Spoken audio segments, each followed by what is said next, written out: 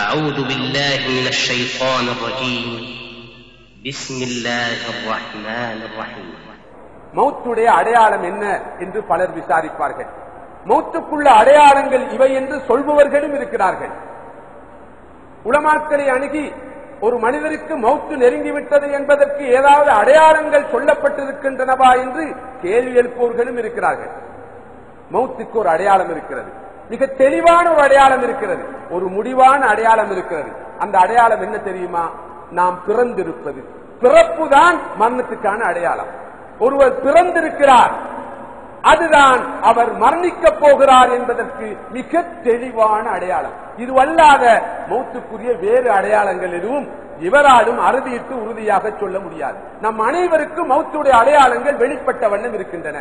எந்த கணப்பொழுதும், எந்த நேரத்திலும், எந்த சந்தர்ப்பத்திலும், எந்த நாளிலும், எந்த வாரத்திலும், எந்த மாதத்திலும், எந்த ஒரு வருடத்திலும் எமக்குரிய மரணம் வந்துவிடலாம். அதற்குரிய தெளிவான அடையாளம் நாம் இந்த உலகத்தில் பிறந்திருப்பதாகும். இதுதான் மௌத்துடைய அடையாளம். மதிப்புக்குரிய சகோதரர்களே, அல்லாஹ்வுடைய நல்லடியார்களே, இந்த நிலையிலே நாம் பிறந்த நாளை நினைத்து புலகாங்கிதம் அடைவதுண்டு. இன்று எனக்கு பர்த்டே, நான் பிறந்த நாள், சந்தோஷமான நாள். எனவே பலரும் நமக்கு வாழ்த்து தெரிவிப்பார்கள். ஹாப்பி பர்த்டே டு யூ என்று சொல்வார்கள். நாமும் அதற்கு திரும்ப நமக்கு வாழ்த்து தெரிவித்ததற்கு வாழ்த்து தெரிவிக்கிறோம். இந்த பர்த்டேயை ஒரு பார்ட்டியாக, ஒரு வைபவமாக கூட எடுத்து மகிழ்ச்சி அடைகிற மனிதர்களை நாம் பார்க்கிறோம். அது பற்றி நான் எதுவும் இங்கு சொல்ல வரவில்லை. ஆனால் இந்த பர்த்டேவுடைய உண்மை நிலையை மாத்திரம் இங்கு உணர்த்துவது எனது கடப்பாடு நினைக்கிறேன். ஒரு மனிதனுடைய பிறந்த நாள் என்பது சந்தோஷமான நாள் அல்ல, அது மிகவும் கவலைக்குரிய நாள். அன்று அவரை விஷ் பண்ணுகிற நாளாக இருப்பதை விட கொண்டோலம் தெரிவிக்கிற நாளாக இருப்பதுதான் பொருத்தம். அவரை பாராட்டுகின்ற, அவருக்கு வாழ்த்து தெரிவிக்கிற நாளாக இருப்பதை விட அவருக்கு அனுதாபத்தை தெரிவிக்கிற நாளாக இருப்பதுதான் மிகவும் பொருத்தம். ஏனென்றால் அவருடைய ஆயுளிலே ஒரு வருடத்தை அவர் இழந்து விட்டார். அவருடைய அஜல் நெருங்கிக் கொண்டிருக்கிறது. அவருக்கு கொடுக்கப்பட்ட நாட்களின் தொகுதியில் 365 நாட்களை இழந்த கவலைக்குரிய ஒரு நிலையில் அவர் இருக்கிறார். இவரை பார்த்து எனது ஆண்ட அனுதாபங்களை உமக்கு தெரிவித்துக் கொள்கிறேன் என்று சொல்வது நியாயமானது, புத்திசாலித்தனமானது. ஆனால் இந்த கட்டத்திலே ஒருவரை பார்த்து ஏதோ அவர் சாதித்து விட்டதாகவும், ஏதோ புதிதாக ஒரு வருடத்தை மேலதிகமாக அவருடைய ஆயுளே பெற்றுவிட்டதாகவும் நினைத்து அவரை வாழ்த்துவது எவ்வளவு மடமையானது என்று சிந்திக்க வேண்டியிருக்கிறது. எனவே இந்த பிறந்த நாளை கொண்டாடுகிற போது இந்த வாழ்க்கையின் யதார்த்தத்தை நினைத்து பார்ப்பது பொருத்தம். உண்மையில் பிறந்த நாளை நாம் இப்படி கொண்டாடலாம். அன்றைய நாளிலே நாம் நல்லுணர்ச்சி பெறலாம். எனது ஆயுளே மற்றும் ஒரு வருடத்தை இழந்து விட்டேன், மீண்டும் பெற முடியாத, மீளப் பெற முடியாத, இனி கிடைக்காத 365 நாட்களை நான் இழந்து விட்டேன்.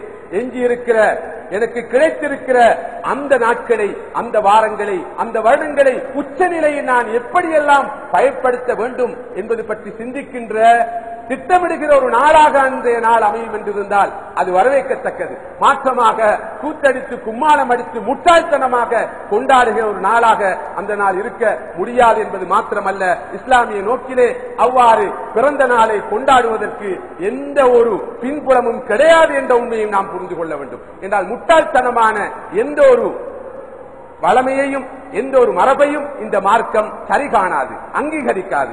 எனவே எமது குழந்தைகளுக்கு கூட பிறந்த நாளின் போது இந்த உண்மையை சொல்லியாக வேண்டும்.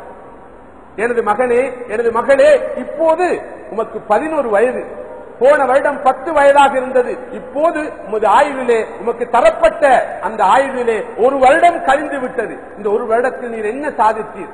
உலக வாழ்க்கையை பொறுத்தவரையில், ஆன்மீக வாழ்க்கையை பொறுத்தவரையில், அறிவை பொறுத்தவரையில், தெளிவை பொறுத்தவரையில் சாதித்தது என்ன என்பது பற்றி சிந்திக்கிற ஒரு முஹாசபா, ஒரு செல்ஃப் அசஸ்மெண்ட், ஒரு செல்ஃப் இவலுவேஷன், ஒரு சுய மதிப்பீடு செய்யக்கூடிய சந்தர்ப்பமாக அந்த சந்தர்ப்பத்தை அமைத்துக் கொள்ள முடியும் என்றால் அது பாராட்டத்தக்கது.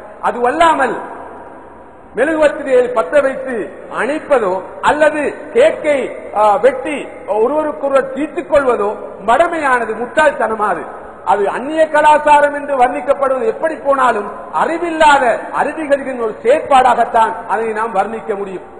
மதிப்புக்குரிய சகோதரர்களே, அல்லாஹ்வின் நல்லடியார்களே, இமாம் ஹசனுல் பஸரி ரஹிமஹுல்லாஹ் அவர்கள் மனிதனை பார்த்து சொல்கிறார்கள், மனிதனே நீ யார் தெரியுமா? நீ சில நாட்களின் தொகுதி. சில நாட்களின் தொகுதி.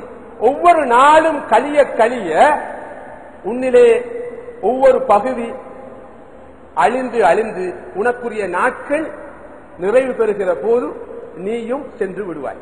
மனிதன் என்றால் ஒரு தொகுதி நாட்கள். 2.5 லட்சம் நாட்கள், 3 லட்சம் நாட்கள், 1.5 லட்சம் நாட்கள், 1 லட்சம் நாட்கள் என்று ஒவ்வொரு மனிதனுக்கும் அல்லாஹ் குறிப்பிட்ட நாட்களை வைத்திருக்கிறார். ஒவ்வொரு நாளும் கழிய கழிய அவருடைய நாட்கள் கழிந்து அவரும் அவருடைய ஆயுளிலே குறைந்து அவருக்குரிய நாட்கள் முற்று பெறுகிற போது அவரும் இந்த உலகத்தை விட்டு போய்விடுகிறார். எனவே ஒவ்வொரு நாளும் கழிகிறதா, எனது ஆயுளிலே ஒரு பகுதி சென்று கொண்டிருக்கிறது, கழிந்து கொண்டிருக்கிறது. ஒரு வாரம் கழிகிற போது இந்த உணர்வு வர வேண்டும். ஒவ்வொரு வருடமும் கழிகிற போது இந்த உணர்வு பிறக்க வேண்டும். மதிப்புக்குரிய சகோதரர்களே, அல்லாஹ்வின் நல்லடியார்களே, இந்த மௌத்திலிருந்து இந்த மரணத்திலிருந்து உலகத்தில் எவரும் தப்பியதாக சரித்திரம் கிடையாது. எந்த நபியோ, எந்த ரசூலோ, எந்த வலியோ, எந்த ஆட்சியாளனோ, எந்த அரசனோ, எந்த தீன்தாரியோ, எந்த துனியாதாரியோ உலகத்தில் எவரும் இந்த மௌத்திலிருந்து தப்பிக்கொள்ளவில்லை.